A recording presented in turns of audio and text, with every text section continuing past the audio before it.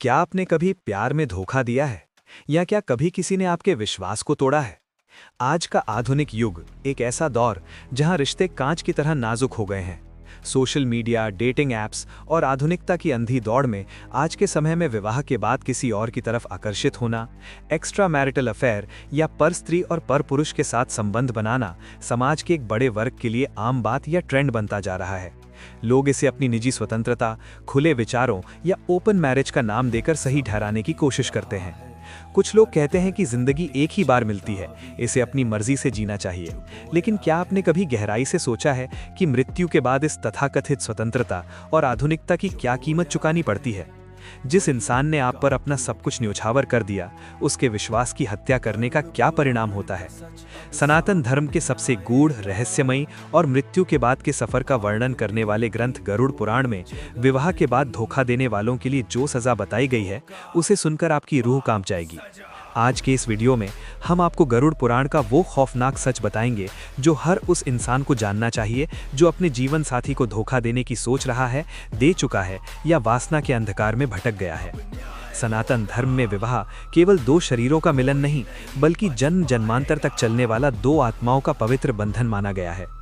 विवाह के समय जब एक जोड़ा अग्नि को साक्षी मानकर 7 फेरे लेता है, तो वे ब्रह्मांड के सबसे मजबूत संकल्पों में से एक को धारण करते हैं। सप्तपदी के वे 7 वचन केवल रस्में नहीं हैं, वे एक दूसरे के प्रति समर्पण, सम्मान और वफादारी के कठोर नियम हैं। गरुड़ पुराण, जो कि स्वयं पालनहार भगवान विष्णु और उनके वाहन पक्षीराज गरुड़ के बीच का सीधा संवाद है, स्पष्ट रूप से कहता है कि जो व्यक्ति इस पवित्र अग्नि और अपने जीवन साथी के भरोसे का अपमान करता है, वो साधारण पापी नहीं बल्कि महापापी की श्रेणी में आता है। पक्षीराज गरुड़ एक बार भगवान विष्णु से पूछते हैं कि हे नारायण, जो मनुष्य अपनी विवाहिता पत्नी को छोड़कर किसी अन्य स्त्री के पास जाता है या जो स्त्री अपने पति को धोखा देकर किसी पर पुरुष से संबंध बनाती है, उनकी मृत्यु के बाद क्या गति होती है? भगवान विष्णु गंभीर होकर उत्तर देते हैं कि हे पक्षीराज, व्यभिचार यानी अपने साथी को धोखा देना एक ऐसा पाप है जो मनुष्य के जीवन भर के पुण्यों को दीमक की तरह खा जाता है। जो मनुष्य अपनी पत्नी या जो स्त्री अपने पति को धोखा देकर किसी अन्य के साथ शारीरिक या मानसिक संबंध स्थापित करती है, उसके सारे अच्छे कर्म, पूजा पाठ, तीर्थ यात्राएं और दान पुण्य उसी क्षण भस्म हो जाते हैं। चाहे वो कितने भी मंदिर चला जाए, कितने भी उपवास कर ले, उसका ये पाप तब तक नहीं धुलता जब तक वो इसकी भयंकर सजा न भुगते। जब एक धोखेबाज व्यक्ति का अंत समय आता है, तो उसके प्राण आसानी से नहीं निकलते। गरुड़ पुराण के अनुसार उसे अपने अंतिम समय में यमदूतों के भयानक और विकराल रूप दिखाई देते हैं। दर्द से तड़पते हुए जब उसकी आत्मा शरीर त्यागती है, तो उसे अंगूठे के आकार का एक सूक्ष्म शरीर मिलता है। इसी शरीर में उसे यमलोक तक की कष्टदायी यात्रा करनी होती है। यमलोक के मार्ग में आत्मा को सबसे पहले बैतरणी नदी पार करनी होती है। ये कोई साधारण नदी नहीं है, ये नदी उबलते हुए रक्त, पीप, मल मूत्र और हड्डियों से भरी होती है। पर स्त्री गमन या पर पुरुष से संबंध रखने वालों की आत्माओं को यमदूत इसी भयानक नदी में कांटेदार रस्सियों से बांधकर घसीटते हैं। वे चीखते हैं, दया की भीख मांगते हैं, लेकिन यमलोक में किसी को दया नहीं आती। यमलोक पहुंचने पर चित्रगुप्त महाराज के सामने उनके कर्मों का पूरा हिसाब खुलता है।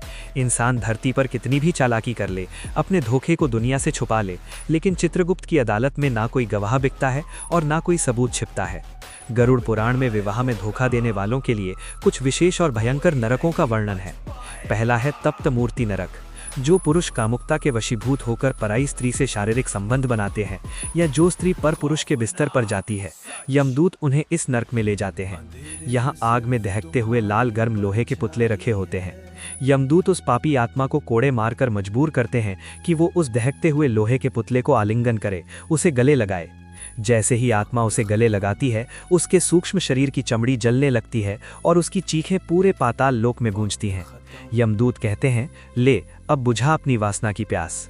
दूसरा है शालमली नरक।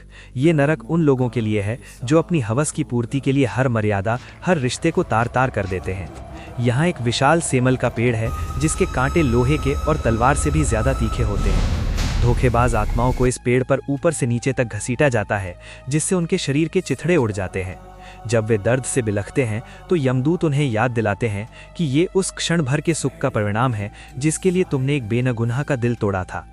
तीसरा भयंकर नरक है कुंभीपाक। जो लोग अपने स्वार्थ के लिए एक अच्छे और सच्चे जीवन साथी का जीवन नरक बना देते हैं, उन्हें कुंभीपाक नरक में धकेला जाता है। यहाँ विशाल कड़ाहों में खौलता हुआ तेल रखा होता है। पापियों को इस खौलते तेल में तब तक उबाला जाता है जब तक उनकी हड्डियां गल ना जाएं। मृत्यु वहां होती नहीं है, इसलिए आत्मा बार बार इस दर्द सहने के लिए मजबूर होती है। चौथा है 80 पत्र नरक। यहाँ पेड़ों के पत्ते तलवार की धार की तरह तेज होते हैं। जब आत्मा यहाँ यमदूतों के कोड़ों से बचने के लिए भागने की कोशिश करती है तो ये धारदार पत्ते उन पर गिरकर उन्हें छलनी कर देते हैं, और जैसे ही वे गिरते हैं भयंकर और खूंखार शिकारी कुत्ते उन्हें नोच खाने के लिए दौड़ पड़ते हैं। क्या आपको लगता है कि नरकों की ये रूह कांप देने वाली सजा भुगतने के बाद उनका पाप खत्म हो जाता है? बिल्कुल नहीं। गरुड़ पुराण कहता है कि कर्म का चक्र यही नहीं रुकता। नरक की भयंकर यातनाएं सहने के बाद जब इन जीवों को 84 लाख योनियों के चक्र में धरती पर दोबारा जन्म मिलता है तो वे सीधे मनुष्य नहीं बनते।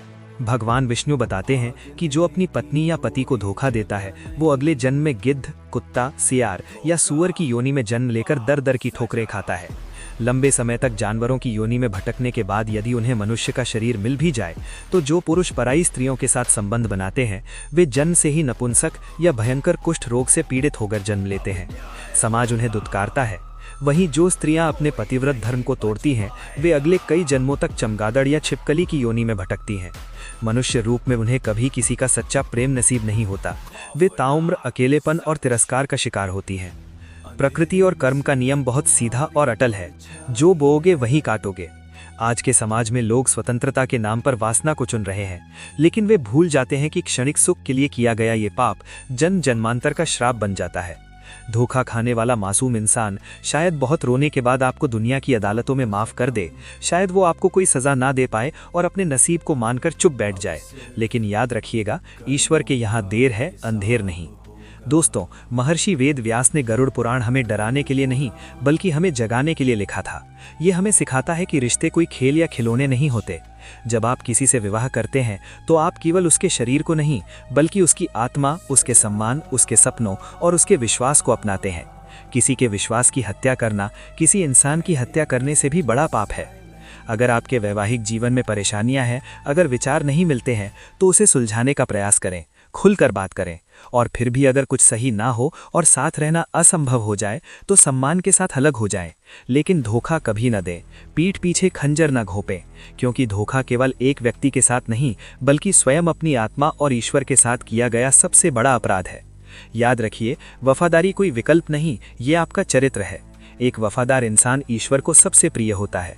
अगर आज के इस वीडियो ने आपको गहराई से सोचने पर मजबूर किया है, अगर आपको लगता है कि समाज में ये संदेश पहुंचना चाहिए, तो इसे अपने दोस्तों, परिवार और व्हाट्सएप ग्रुप्स में शेयर ज़रूर करें, ताकि शायद आपका एक शेयर किसी का घर टूटने से बचा ले, किसी को पाप करने से रोक ले या किसी भटके हुए इंसान को सही रास्ता दिखा दे। आपको क्या लगता है, क्या आज के समय में रिश्तों में वफादारी कम हो गई है? अपनी राय हमें कमेंट्स में ज़रूर बताएं और कमेंट बॉक्स में जय श्री विष्णु या हर हर महादेव ज़रूर लिखें, ताकि हमें पता चले कि आपने इस महत्वपूर्ण ज्ञान को अंत तक सुना है। सनातन धर्म, वेदों और पुराणों के ऐसे ही गहरे और अनसुने रहस्यों को जानने के लिए हमारे चैनल को सब्सक्राइब करना ना भूलें और बेल आइकन ज़रूर दबाएं, ताकि हमारा अगला वीडियो सबसे पहले आप तक पहुँचे। मिलते हैं अगले वीडियो में एक और नए रहस्य और सत्य के साथ। तब तक के लिए सत्य और धर्म के मार्ग पर चलें और अपनों का विश्वास कभी ना तोड़ें। आपका समय शुभ हो। धन्यवाद।